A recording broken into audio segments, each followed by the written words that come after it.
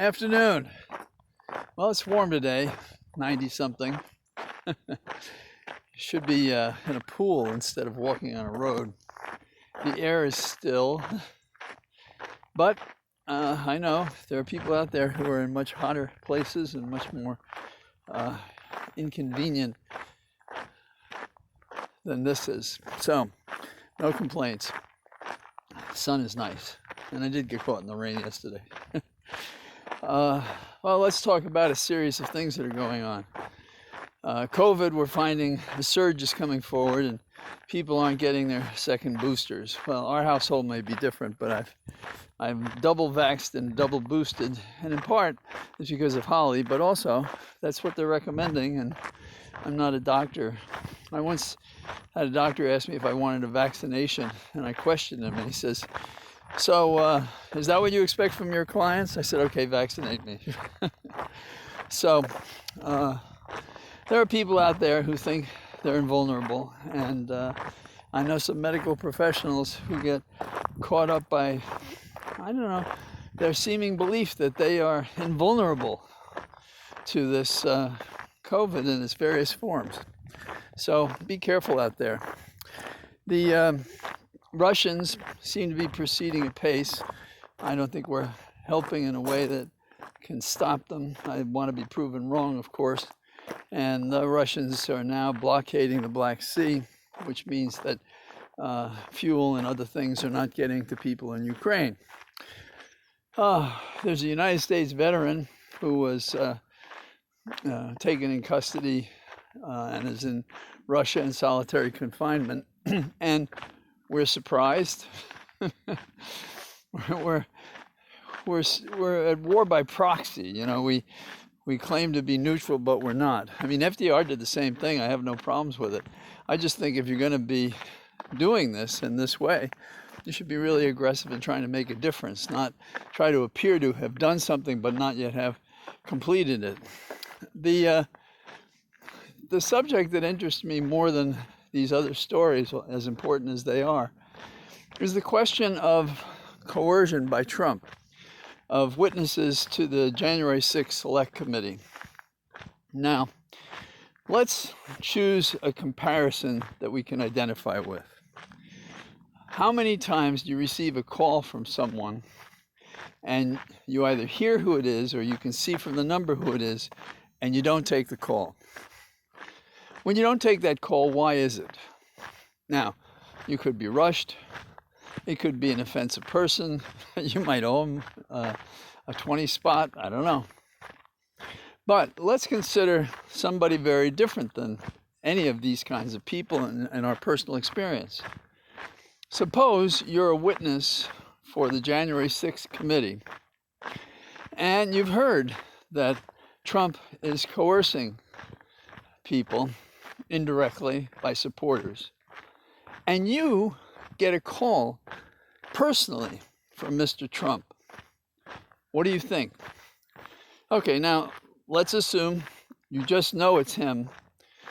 You have no conversation with him. He doesn't even leave a message, but you know it was him. What is the significance to you that the former president of the United States has called you when he knows damn well you're a witness in the January 6th Select Committee investigation? He's seeking to intimidate you. Now let's look at it more carefully. Suppose he left a message. I was just thinking of you. I know you're going to do well. Be well. And then he hangs up. Suppose there was an actual conversation, maybe with somebody else who picked up the phone. It's the President of the United States, or at least the former President of the United States. What does he say? So why am I talking about this, and why does this bother me? It bothers me because former prosecutors are saying things like, oh, well, it's just a call. It's not just a call. The person who is designated as the object of the call knows that the president wanted to talk to him or her. And we know how Trump deals by now. So that's intimidation. So what should happen with that? Well, the Justice Department should send somebody to interview the Orange Menace immediately in Mar-a-Lago. But they don't do that. And then they wonder why people don't respect the law. So, what would I do if I were the prosecutor? I'd call his ass to the grand jury. I wouldn't interview him at Mar-a-Lago, and I'd ask him questions. You know, I could use the U.S. Attorney's grand jury down in Florida if that's where he is. Wherever he is, we can find a U.S. Attorney's office to get before a grand jury to interview Trump. Nobody does it. This guy soars above the law, much less no man is above the law. He's above all the laws. And we have prosecutors, former prosecutors, saying, oh, I wouldn't do anything about it. What do you think the witness who was intimidated enough to tell the lawyer about it, have the lawyer tell the committee thought about it? Now, I did not think the committee was taking it lightly, and I think that's important. And I don't think that the vice chair of the committee, Cheney, took it lightly. And I applaud that. But we are never going to get out of the hole we're in if we don't start thinking in the real world. I sometimes wonder if you had to have more experience on the street as a kid. But we see all sorts of people who never had that experience who do brilliant things. But we got a bunch of prosecutors saying, oh, I'd be tough, but I wouldn't do anything with this. No, sir. No, sirree, Bob. Well, then you're incompetent, for Christ's sake.